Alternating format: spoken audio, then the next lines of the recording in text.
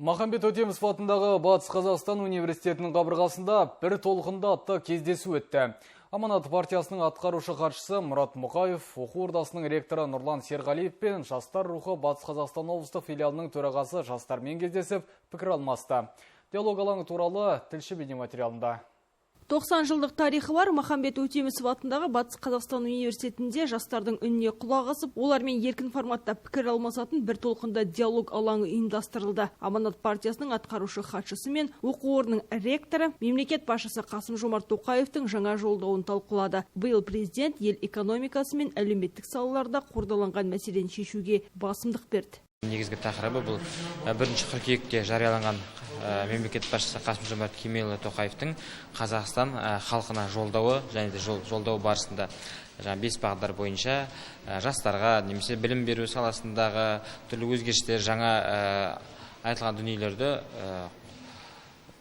қозғау, соны жастарға түсіндіру, жаңағы кеңінен насихаттау мақсатында кездесу өтті. Еркін форматта өткен кездесуде болашақ ата-аналар 2024 жылдан бастап ұлттық қор табысының 50% кәмелетке толмаған балаларға аударылатын турасында ойларын ортаға салды. Бұл көмек үлкен өмірге қадам басқан жастар үшін бірнеше мәселені шешуге септігін тигізеді. Қордан аударылатын ақыны баспана сатып алуға немесе оқуға жұмсауға болады. Ел ертеңі жастар студенттерге берілетін грант пен кредит жүйесі туралы пікірлерімен бөлісті.